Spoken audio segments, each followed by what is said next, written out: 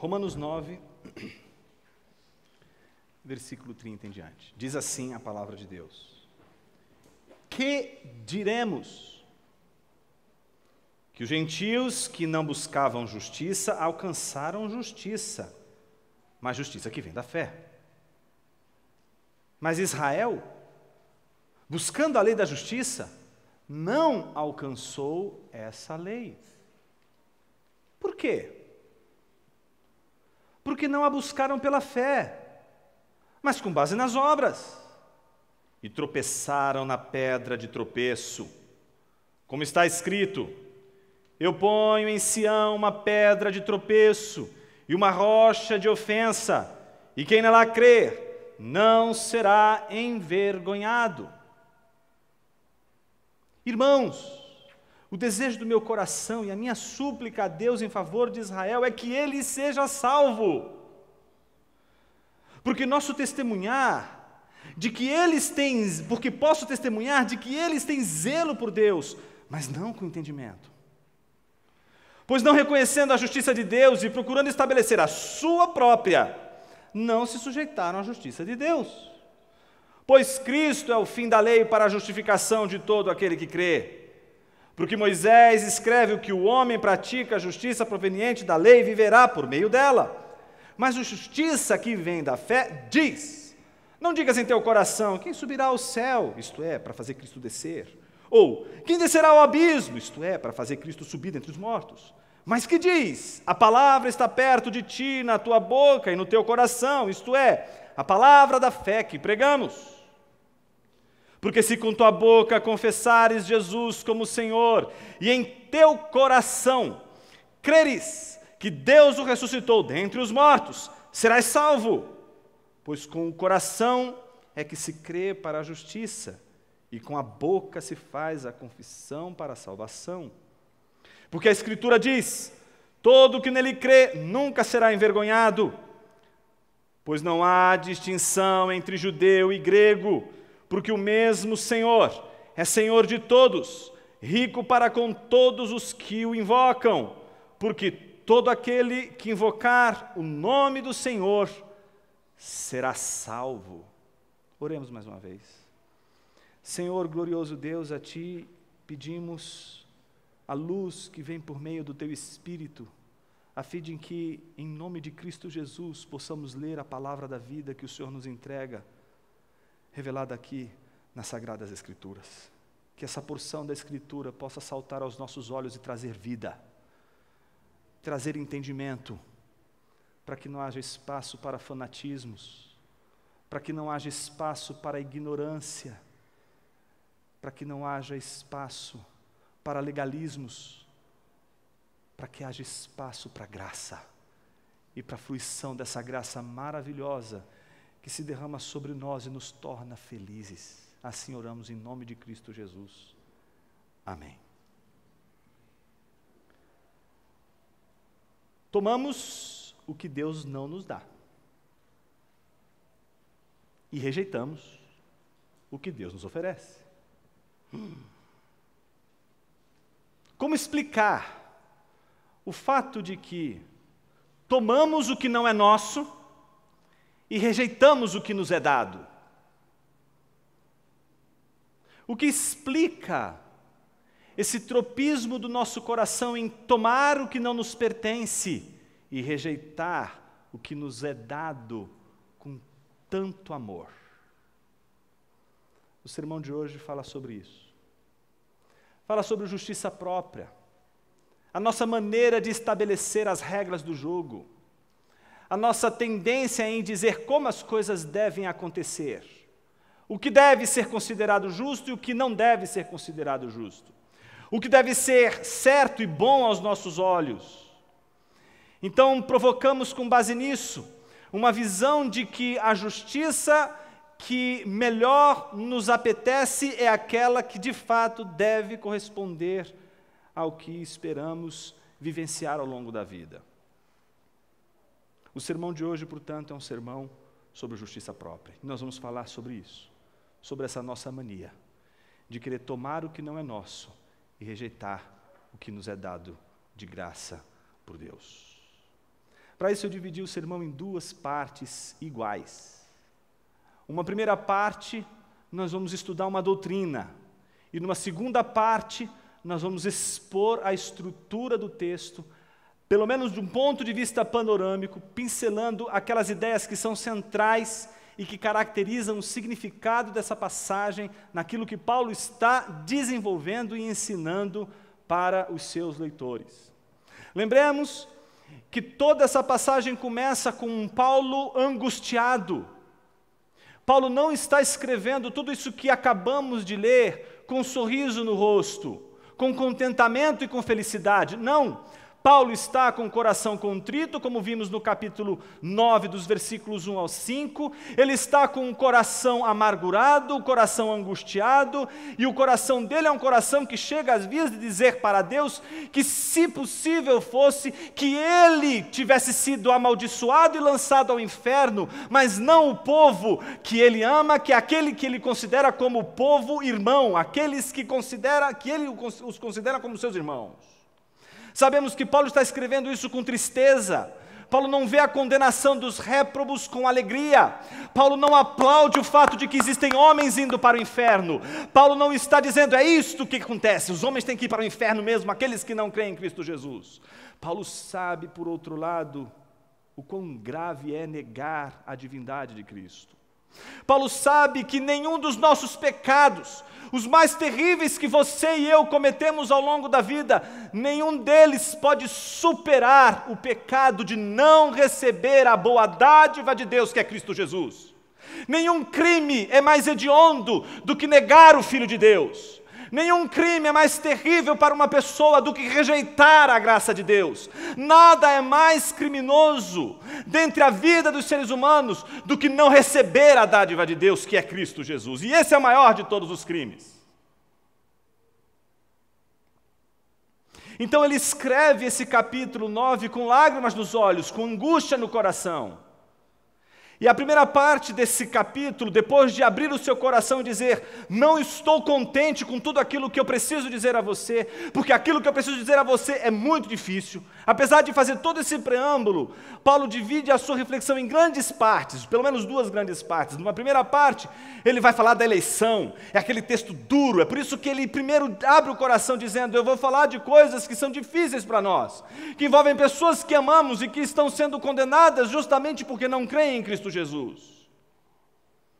E então ele fala da eleição, de que aqueles que são salvos foram eleitos por Deus. Mas, por outro lado, o texto que nós acabamos de ler, na segunda parte, ele vai falar da reprovação daqueles que não cumpriram os requisitos e, portanto, não vai chamar tanto a atenção para a soberania de Deus na sua eleição, mas vai chamar a atenção para a responsabilidade do homem, vai chamar a atenção para a responsabilidade do povo de Deus, vai chamar a atenção para a responsabilidade daqueles que deveriam cumprir a lei de Deus, mas deveriam não só cumprir a lei de Deus do ponto de vista formal, mas também no seu coração. Deveriam então no seu coração ter o princípio da lei, e não somente na sua boca, ter o princípio da lei, não somente nos seus atos, mas na sua profissão de fé que nasce, que brota do coração. Então, se de um lado Paulo vai chamar atenção para o fato de que aqueles que foram salvos pela eleição, por outro lado, ao texto de hoje, ele vai dizer que aqueles que foram reprovados pela desobediência, pelo que fizeram, são responsáveis pelo que fizeram. Ninguém, portanto, poderia dizer, Deus me escolheu para o inferno, Deus me mandou para o inferno, simplesmente com todos os seus requintes. Não, Paulo não está chamando atenção para isso. Se Deus faz isso ou não, Paulo não dá a menor sombra de informação possível nesse texto. Mas o que a gente sabe, e Paulo deixa bem claro, nessa passagem que nós acabamos de ler, é de que homens se perdem porque rejeitam a bondade, a graça e a misericórdia de Deus. Por que fazem isso? Por que rejeitamos a boa graça de Deus? Eu queria contar para vocês nessa primeira parte a história da redenção. Mas eu queria contar a história da redenção usando uma metáfora. Essa metáfora é a metáfora, digamos assim, a metáfora da dança, que tanto a gente tem falado em nossos em nossos sermões aqui sobre a Trindade, cantamos a Trindade, confessamos hoje o perdão dos pecados, e nessa confissão dos nossos pecados estava presente a Trindade.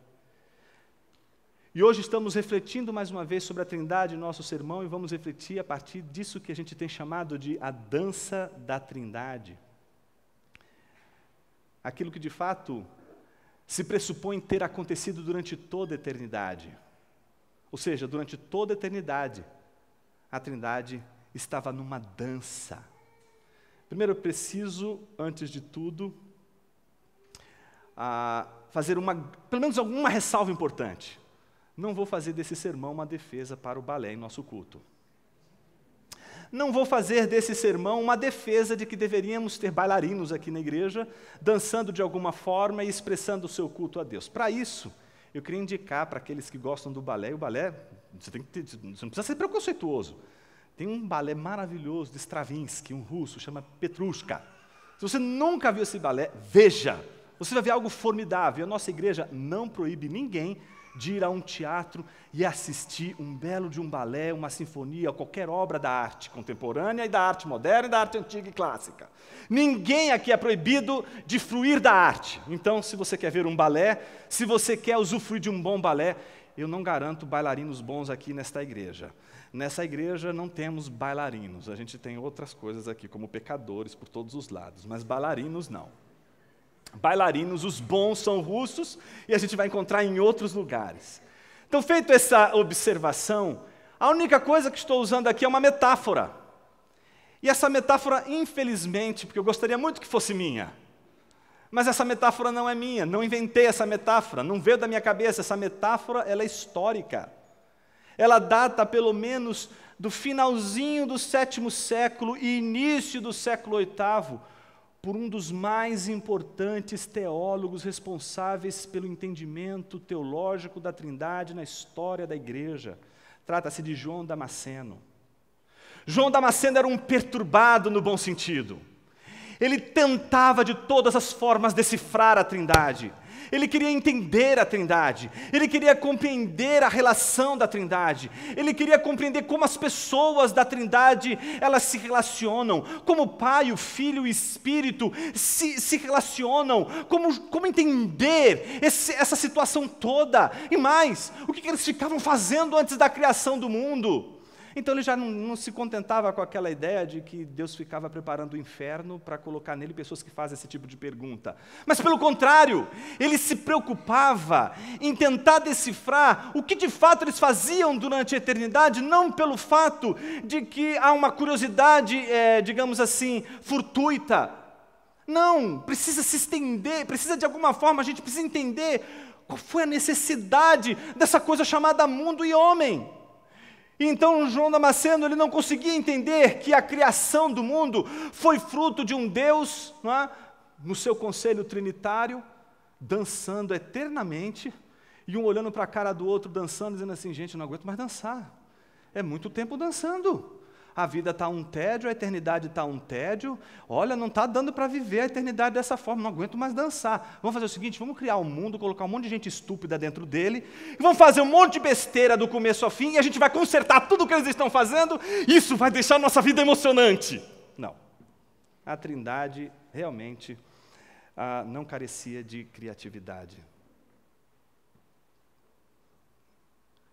A grande pergunta que João Damasceno se faz é, o que moveu a criação do mundo?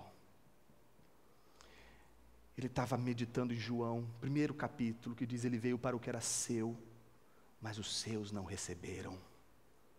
Deus deu algo para o ser humano, e o ser humano não recebeu. Mas não é qualquer ser humano, é o ser humano que é seu povo, o povo que ele escolheu, o povo que ele entregou a sua lei, o povo que ele tirou do Egito, o povo que ele tirou da escravidão, o povo que ele fez singrar os mares e o deserto, seja o que for, protegendo-os, guardando-os, para fazer dele a sua família, a família real, a família do rei, os seus súditos, seus filhos.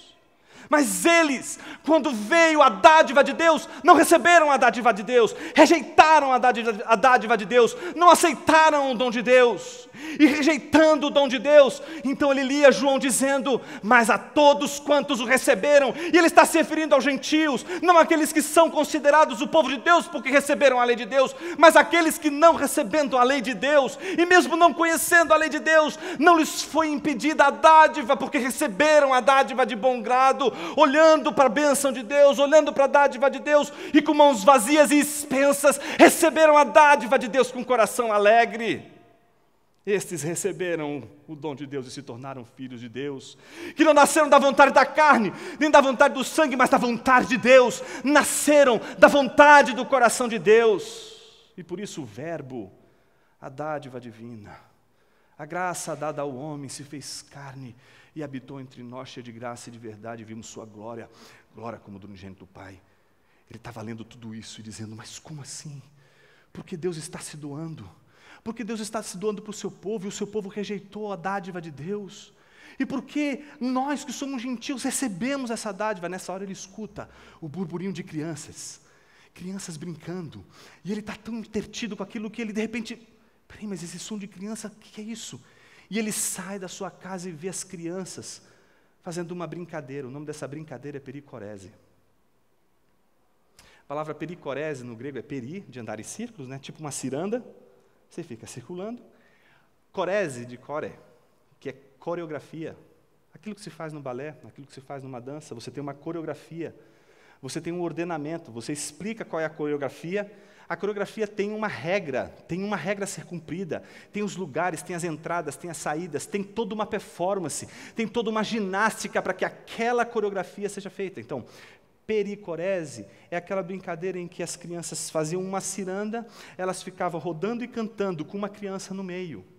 E essa criança que está no meio, depois de ouvir toda a canção, ela ia para o lugar de uma outra, e quando ela ia para o lugar de uma outra, essa que estava ali dava lugar. E ela voltava para a ciranda enquanto a outra criança assumia o centro, e elas continuavam cantando. E elas iam trocando e revezando. Então o círculo está rodando, rodando, rodando, e as crianças vão trocando.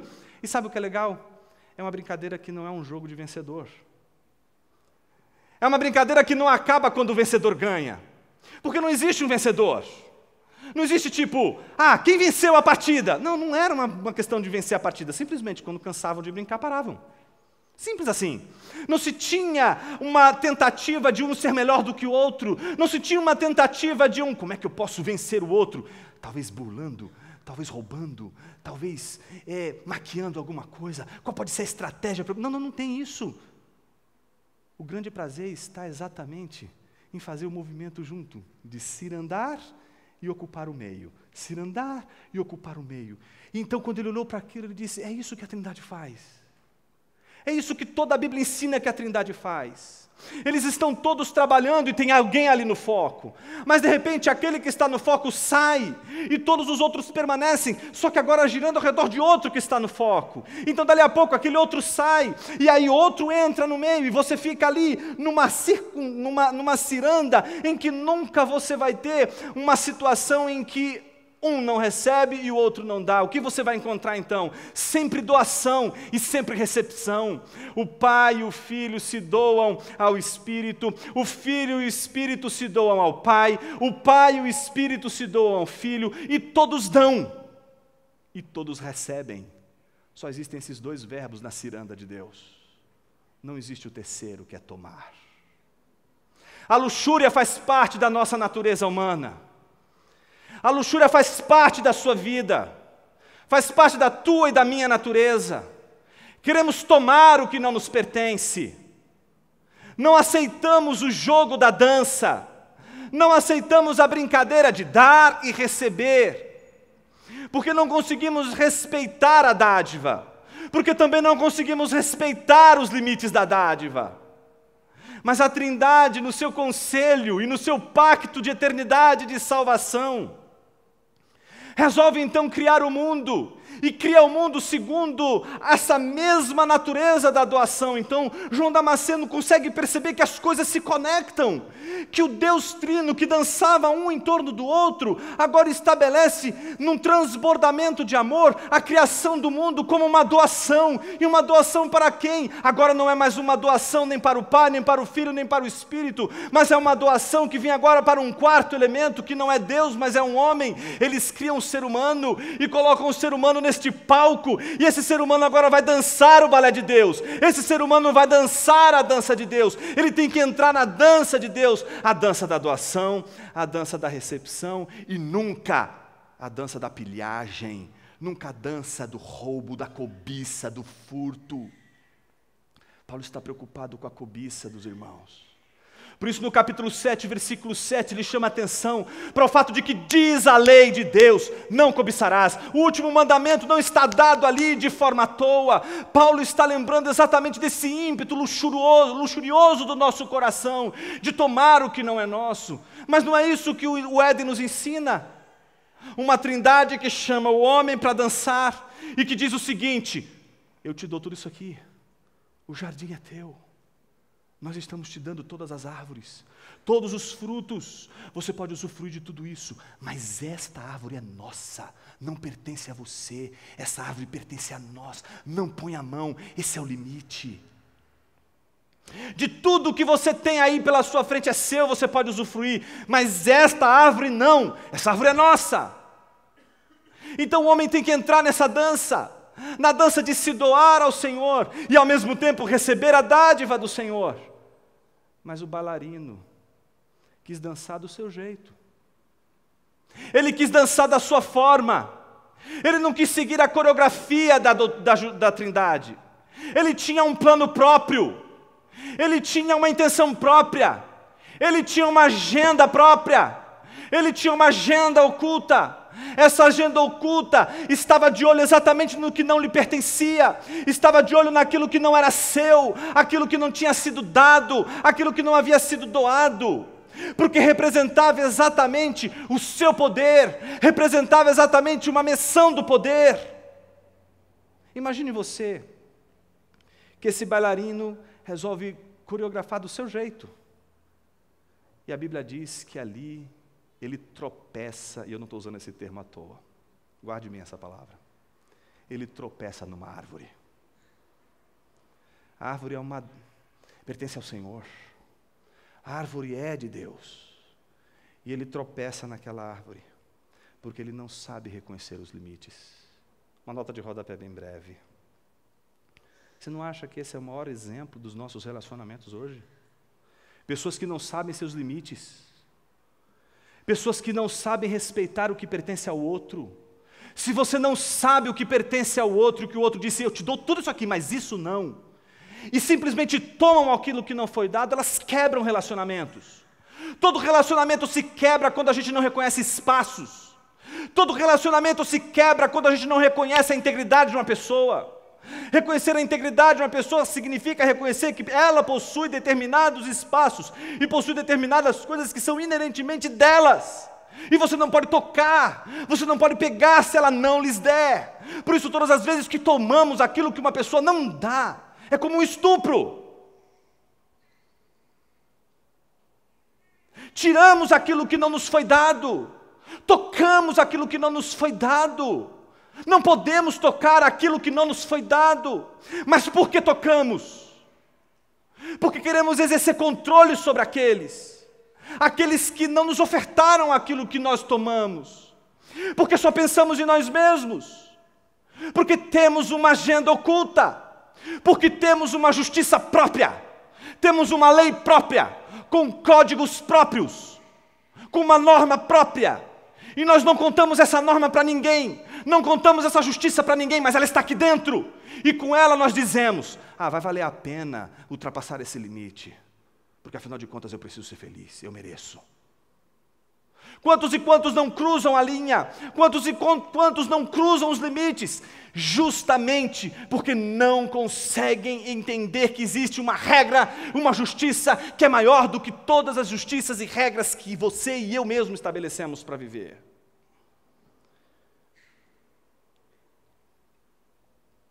A história da redenção é essa história. A história de um ser humano que rejeitou dançar com Deus e quis dançar do seu jeito, e por isso dançou. E aqui no sentido ambíguo da palavra. Caiu, tropeçou na árvore. E então, há todo um trajeto bíblico em que a palavra de Deus nos ensina que a lei de Deus foi dada a um povo, para que esse povo escolhido por Deus tivesse a chance de entrar na dança. Mas para eles entrarem novamente na dança, eles tinham que, em primeiro lugar, aprender os limites. Aprender uma justiça que não é a sua justiça, mas a justiça de Deus. Aprender que as regras do jogo não são nossas, mas dele. Esse povo então precisa aprender que existe uma lei que precisa ser aprendida e trazida para o coração. Que ela precisa ser refletida no coração. Que ela precisa refletir o entendimento do que significa estar sob o senhorio de Deus. O que significa se submeter a Deus. Mas não. O que nós vemos é a história do medo. A história de um homem apavorado.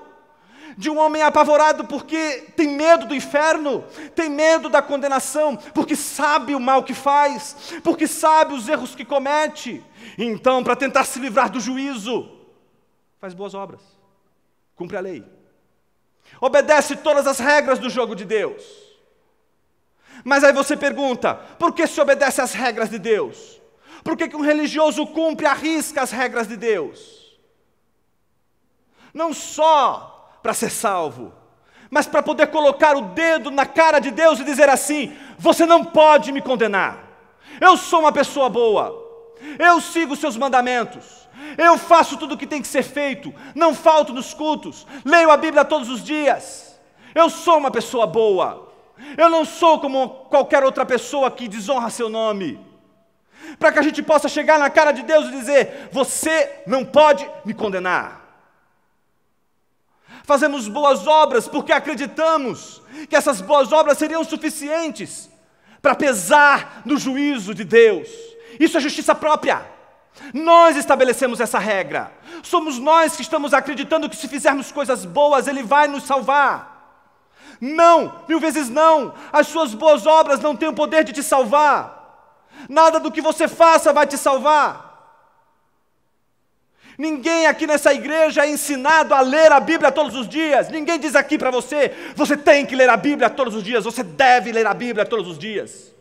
Não, você não deve ler a Bíblia todos os dias. Você precisa. É diferente. Não é o medo que alimenta. Não é o medo que fomenta a piedade. Por isso não é a santidade que vem antes, mas a justificação. Somos justificados para a santificação e não santificados para a justificação. Não fazemos boas obras para sermos justificados, mas somos justificados para boas obras. Para nas boas obras expressarmos o amor. Para nas boas obras entrarmos na dança da Trindade.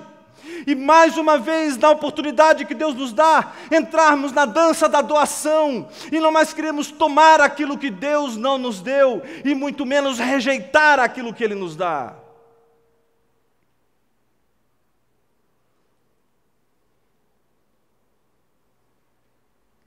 Ditas estas coisas, observe cada parte desse texto. São 3 partes. Todas elas respondem à seguinte pergunta: por que tomamos o que Deus não dá e rejeitamos o que Deus nos dá? Por que o homem despreza o jardim inteiro e toma uma árvore? Por que negamos os benefícios e a magnitude das bênçãos maravilhosas que Deus nos dá por uma coisa que Ele não nos deu? Porque você é capaz de abrir mão de tantas coisas boas que Deus te deu, por causa de uma que Ele não te deu. Você nunca parou para pensar nisso? Segundo, por que não somente rejeitamos todas as coisas boas que Deus nos dá por causa de uma que Ele não nos deu, mas rejeitamos a melhor de todas as coisas que Ele poderia nos dar? Só tem uma resposta para isso, e Paulo está dizendo: justiça própria. A justiça própria nos cega. Não vemos justiça na lei de Deus. Não vemos justiça na justiça de Deus. Não vemos justiça na graça eletiva de Deus. Não vemos justiça na maneira de Deus coordenar todas as histórias, toda a história do mundo para um fim. Não vemos justiça numa coisa chamada inferno, por isso todo mundo quer se livrar do inferno, e a melhor maneira de se livrar do inferno é dizer, quem foi que disse que o inferno é real? Aí as pessoas acham, o inferno já é a vida que eu vivo.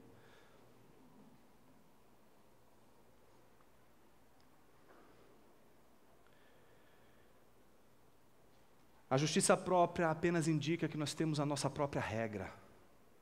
E enquanto essa própria regra não aparecer, vamos continuar submissos a ela.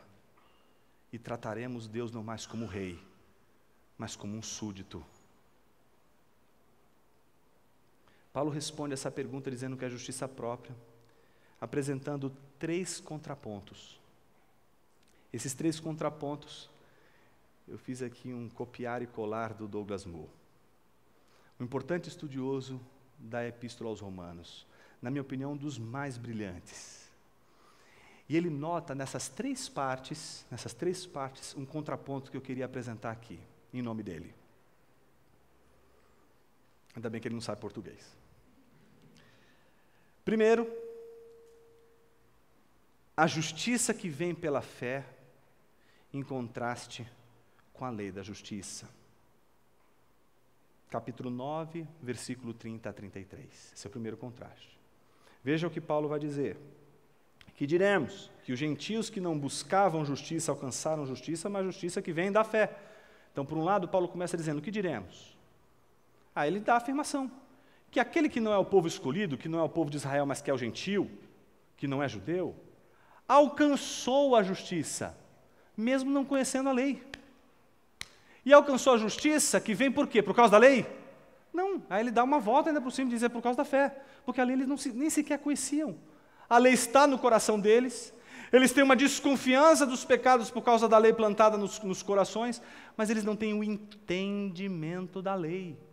Mas quando eles viram a dádiva de Deus que é Cristo, eles creram. Então Paulo está dizendo, do que adianta você conhecer a lei de Deus, ler a Bíblia todos os dias, mas rejeitar o Cristo? Quantas e quantas igrejas, ligue a TV, quantas e quantas igrejas não estão lendo a Bíblia de ponta a ponta? Quantas e quantas igrejas não têm Bíblias em todos os seus bancos e vendem Bíblias de todos os gêneros, de todos os tipos, Bíblia do empresário, Bíblia da mulher, Bíblia do ministro, Bíblia da criança, Bíblia do corintiano. Não, essa ainda não inventaram, não. Essa é brincadeira. São Bíblias das mais diversas maneiras, as mais diversas traduções, para os mais diversos gostos. Não carecemos de falta de leitura bíblica. Carecemos da pregação do verdadeiro Evangelho. É disso que carecemos. Carecemos do comprometimento com o entendimento do Evangelho. Podemos ler a Bíblia inteira e não entender que Cristo é um dom de Deus. E que quem rejeita o dom de Deus, rejeitou a Trindade, mas rejeitou a própria salvação. Ninguém vai para o inferno inocente.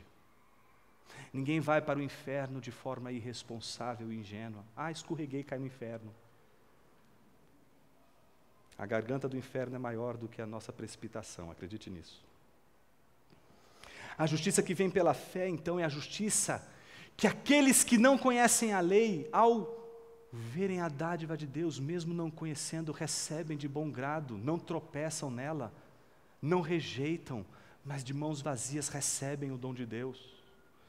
Por outro lado, Paulo contrasta no versículo 31, mas Israel, veja a adversativa, mais Israel, aqueles que ele ama, aqueles que ele tem chorado, aquele que ele tem dito que eu fosse condenado ao inferno e eles fossem salvos. Estes, buscando a lei da justiça, não alcançaram essa lei. Mesmo buscando cumprir a lei, eles não conseguiram cumprir essa lei. E aí Paulo faz a pergunta derradeira, por quê? E ele dá a resposta logo em seguida, porque não buscaram pela fé. Mais uma vez, Paulo está chamando a atenção para o fato de que não são os atos, mas é a fé. É a primeira coisa importante aqui, a dádiva da fé. A primeira coisa importante é não as obras apenas, mas sobretudo o coração, a fé que vem do coração. Essa é a coisa mais importante que faltou para esse povo. E por isso, porque não a buscaram pela fé, mas com base nas obras, a Bíblia diz que tropeçaram. Paulo diz, tropeçaram na pedra de tropeço. E quem é a pedra de tropeço? A ironia. Um judeu. Cristo Jesus. Ele é a pedra que eles tropeçaram. E então, recuperando o Salmo 118, Isaías 8, Paulo diz, eu ponho em Sião uma pedra de tropeço e uma rocha de ofensa, e quem nela crê não será envergonhado.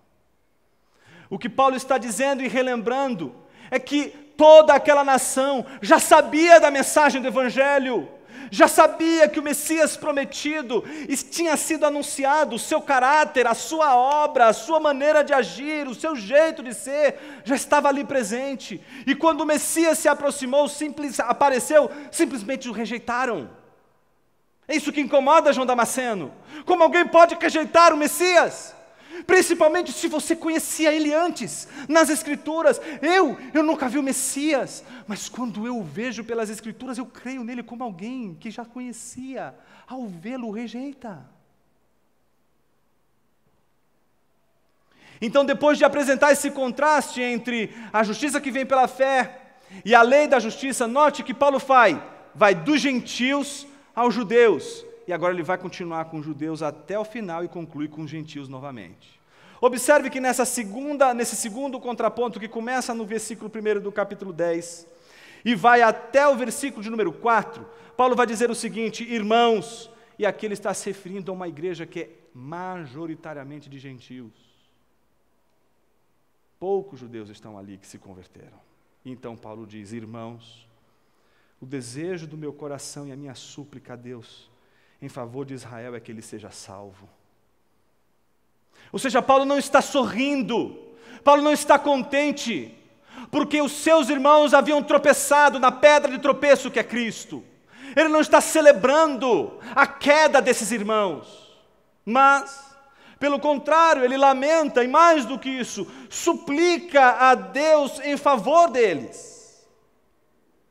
E conclui dizendo, porque posso testemunhar de que eles têm zelo por Deus. Então a primeira coisa que Paulo vai dizer é, não pense os senhores, que eles não zelam pelas Escrituras, que eles não zelam pelas doutrinas, que eles não zelam pelas coisas de Deus, são zelosos, são profundamente zelosos, cumprem os mandamentos, cumprem os 10 mandamentos, é isso que Paulo está dizendo. No entanto, veja o que Paulo diz, mas não com entendimento. Esse é o problema de toda obra que a gente realiza sem entendimento. Pergunta que eu faço para você, por que você veio hoje aqui? Se você não entendeu por que você veio hoje aqui, é uma obra sem entendimento. Ah, você passou a semana inteira lendo a Bíblia. Eu pergunto, por que você fez isso? Ah, não sei. Estou tentando aprender a ler. Não sei, sinceramente não sei. Mais uma vez, você fez um monte de coisas sem ter o menor entendimento. Ah, mas por que eu cantei hoje? Ah, não sei. Você fez um monte de coisa hoje, sem entendimento. A pergunta é, por que fazemos o que fazemos? Por que cultuamos como cultuamos? Por que cremos no que cremos?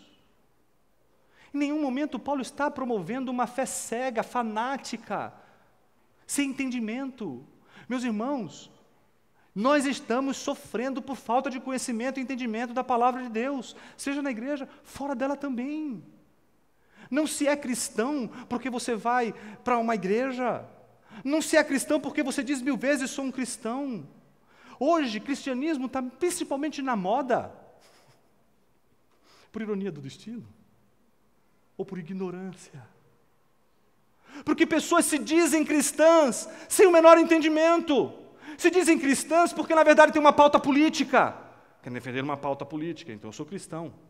Ah, porque esse é o combinado, o pacote é esse. Para defender os conservadores eu tenho que ser cristão.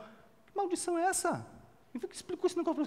Que lógica é essa maluca que se inventou? Quem foi que juntou essas duas coisas? O poder das chaves é um, o poder da espada é outro. O poder da espada, Cristo disse, pertence a César. Da igreja pertence a chave. A chave pertence à igreja. É o poder da igreja que nos interessa. É o governo da igreja que nos interessa. As coisas da igreja que nos interessa. Mas por que usamos o cristianismo para fazer política? Quem tem que usar o cristianismo para fazer política? O cristianismo não tem uma visão política do mundo. Ele é uma visão política do mundo. E para a política do reino de Deus só há um rei, ponto final. Por isso o que interessa para a gente não são os reis desse mundo com todas as suas autoridades dadas por Deus, que são autoridades da espada, mas para nós interessa aquela autoridade que é a mais importante de todas, porque garante a eternidade, o governo eterno, que é o poder que freia a maldade humana, o poder que freia os homens de fazerem a maldade que seriam capazes de fazer e não fazem, por causa desse freio divino de Deus. Precisamos, meus irmãos, recuperar o ser cristão hoje, não como um estereótipo, não como um mero jeito de viver, mas como um espelho que põe você a nu diante de Deus. Ser um cristão hoje significa mais do que uma posição no mundo. Ser cristão hoje significa escolher, como todos os cristãos ao longo da história escolheram, o caminho do martírio. E o martírio não é só o do corpo, é o martírio também da mente, do coração e de tudo aquilo que envolve a relação do cristão, que vive sonhando com a cidade do céu, com a cidade de Deus, mas vivendo na cidade dos homens. Então, quando nós olhamos para essa passagem, nós vemos Paulo preocupado com um povo que se dedica à lei de Deus, mas agora, veja o que ele diz, falta entendimento. Do que adianta a gente praticar uma fé, uma religiosidade que a gente não entende? Por isso ele vai concluir dizendo, versículo 3, pois não reconhecendo a justiça de Deus e procurando estabelecer a sua própria, não se sujeitaram à justiça de Deus. Então a primeira coisa que eles fazem, Paulo nota, é, Deus tem uma justiça, mas o que eles fazem? Reinterpretam essa justiça. Cristão quando vai pecar, religioso quando vai pecar, tem que pecar com base bíblica. A gente chama a Bíblia até para pecar. Não é? Se não tiver uma boa base bíblica, a gente fica sem jeito para pecar, né? Então para pecar eu tenho que ter uma base bíblica sólida, que dê todas as referências, tem lá todos os textos prova. Assim, agora eu posso matar aquele desgraçado, porque eu tenho base bíblica para fazer isso.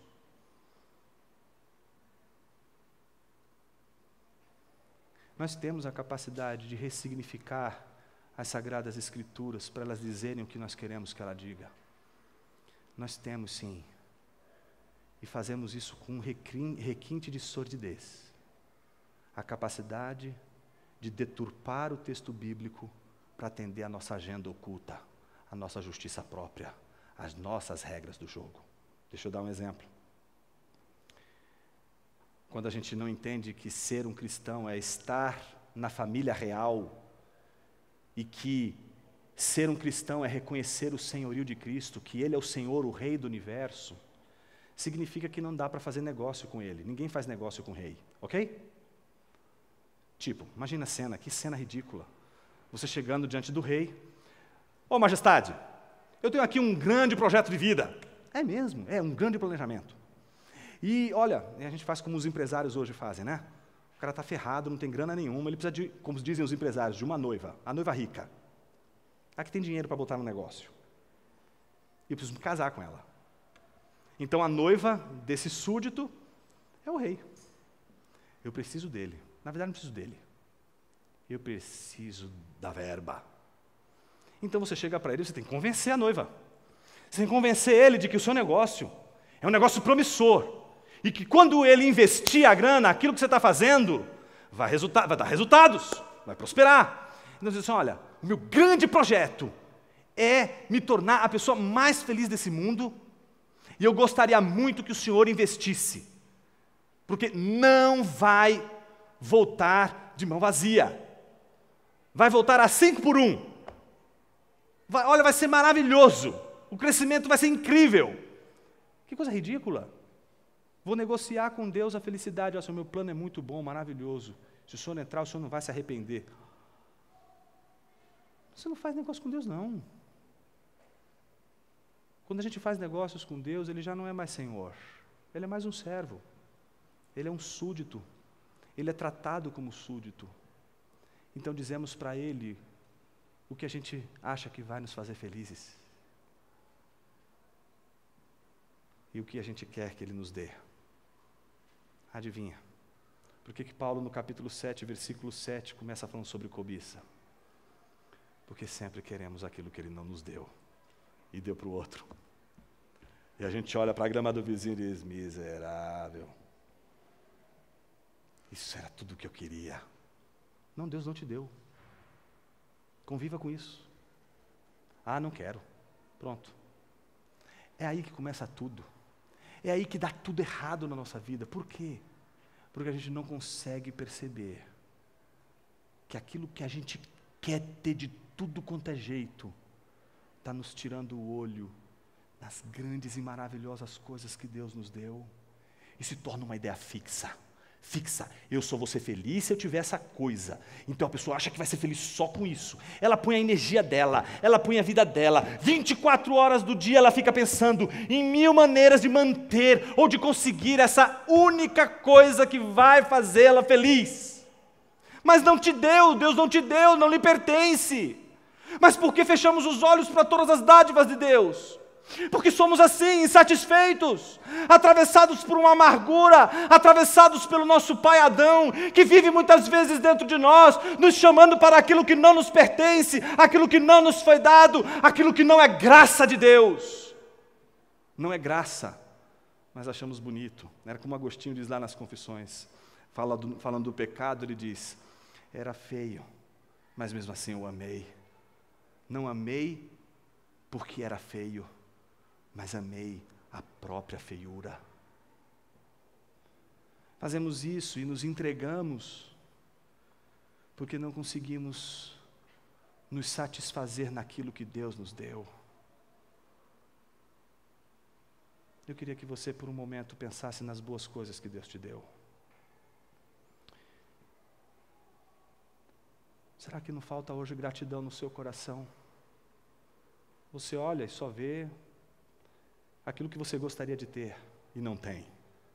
Mas aquilo que você tem, que Deus lhe deu, simplesmente você despreza. Não vê valor, não vê beleza. Não vê beleza na história de Deus da sua vida, de como Deus tem conduzido a sua vida na história. Não vê beleza nos sofrimentos que você tem passado, mesmo pedindo para que Deus te tire, te livre do mal.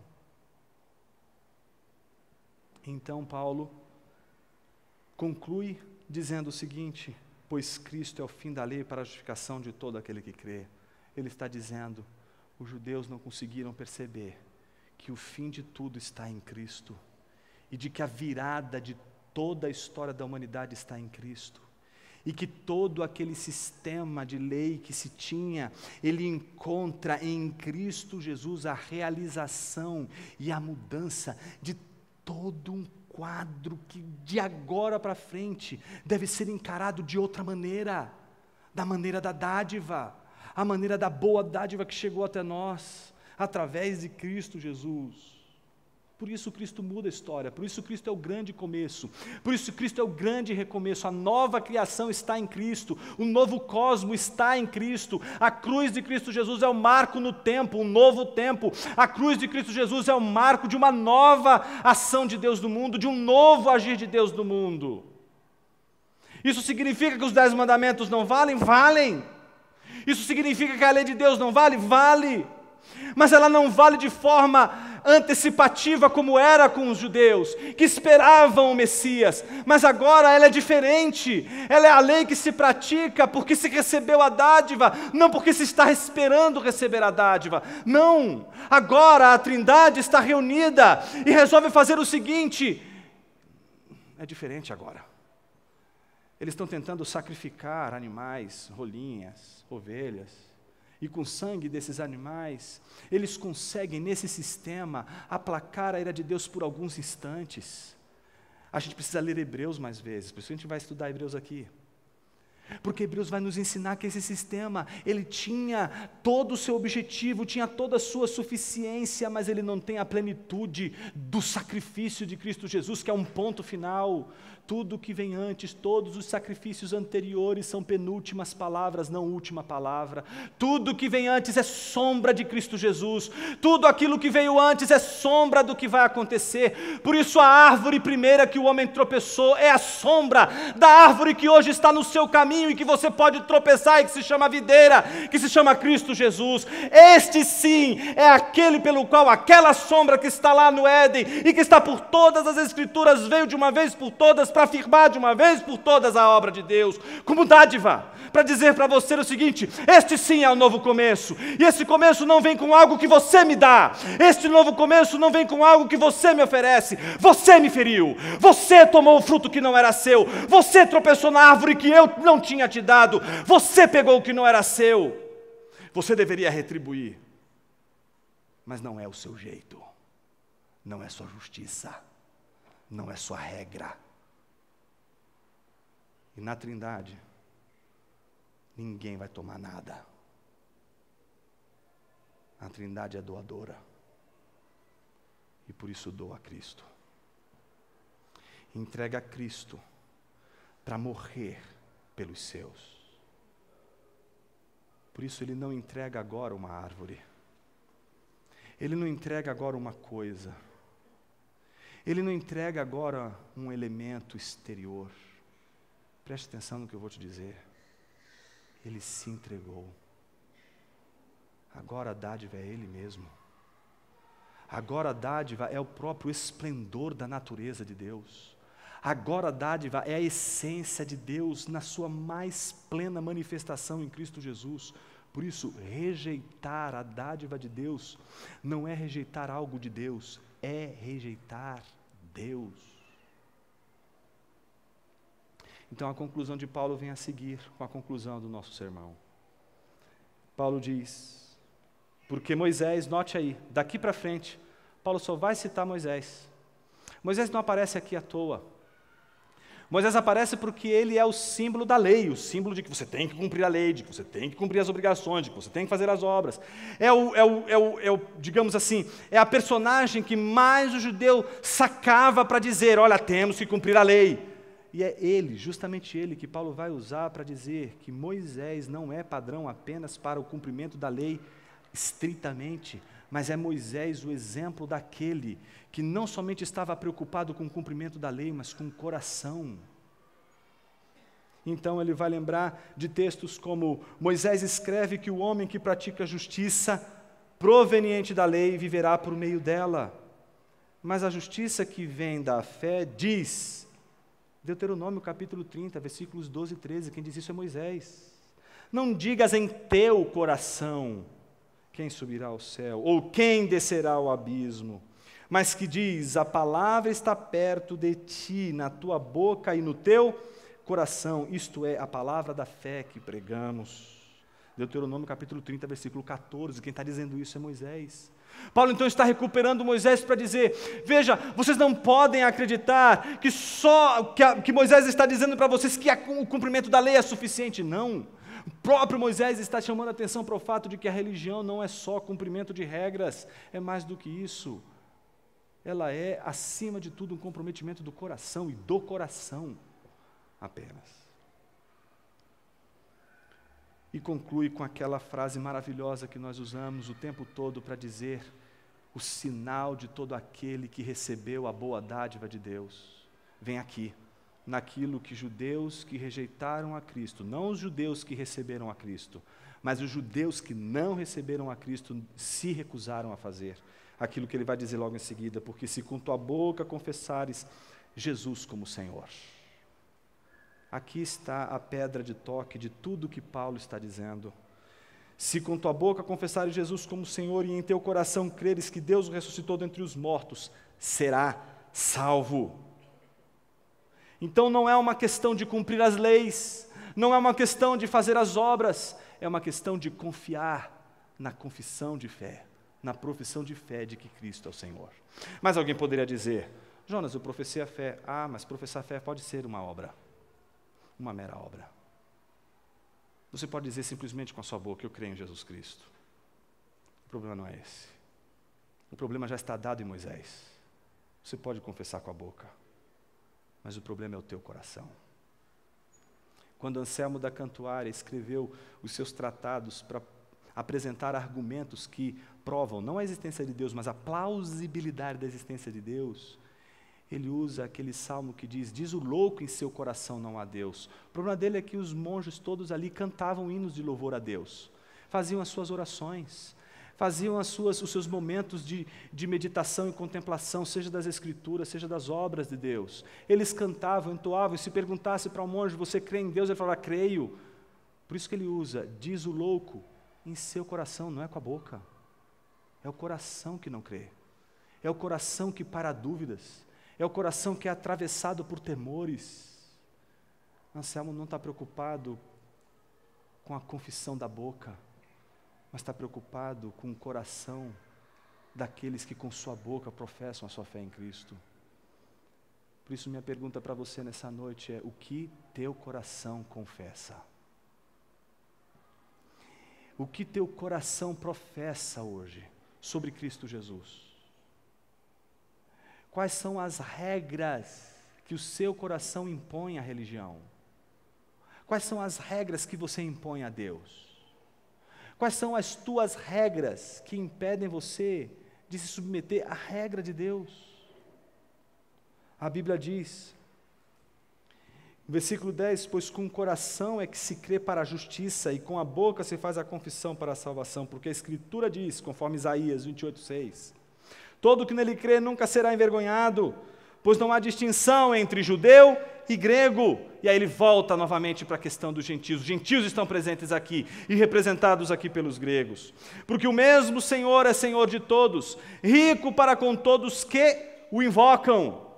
E conclui dizendo: todo aquele que invocar o nome do Senhor será salvo. Talvez agora você esteja contra a parede. E talvez agora você esteja dizendo: Jonas, eu tenho feito as regras do jogo. Eu tenho dito qual é a melhor maneira de ser feliz. Eu tenho dito qual é a melhor maneira de agir. Eu tenho escolhido os caminhos todos sem prestar a menor atenção na lei de Deus. Eu tenho vivido do meu jeito. Eu tenho vivido da minha maneira. Eu tenho colocado todas as coisas sob o meu juízo. E por isso talvez o meu coração esteja perturbado por dúvidas insanas, não somente sobre a minha fé em Deus, mas sobre o amor de Deus sobre a minha vida. E talvez você faça a pergunta: o que eu preciso fazer para ser salvo? Invocar o nome dEle. É preciso invocar o Senhor. Jonas, o que é invocar? Essas são as cenas dos próximos capítulos. Invocar a Deus é a única coisa que pode te salvar das regras que você estabeleceu para si mesmo e que são as únicas regras que farão você tropeçar na dádiva de Deus. Jonas, eu reconheço que eu sempre quero tomar aquilo que Deus não me deu. Eu quero que o Senhor deu para os outros, mas não deu para mim. E eu reconheço que as coisas mais preciosas que Deus me deu, eu simplesmente me dou conta delas. Talvez seja a hora de nós baixarmos nossa cabeça por um instante e pedirmos perdão e recomeçar toda a nossa história com Deus. Talvez dizendo em oração a Ele: não, Senhor, o meu jeito, não a minha justiça, não as minhas regras, não a minha maneira, mas do seu jeito, como tu queres, conforme as tuas regras. Talvez hoje a gente tenha que se aproximar dele como realmente ele é, um rei. E como você falaria com um rei? Talvez de joelhos, com as mãos vazias e estendidas, ao mesmo tempo pedindo clemência mas ao mesmo tempo pedindo: dá-me não o que eu quero, mas o que tu queres, e que é exatamente tudo o que eu preciso, para que eu tenha o que eu preciso e não o que eu quero.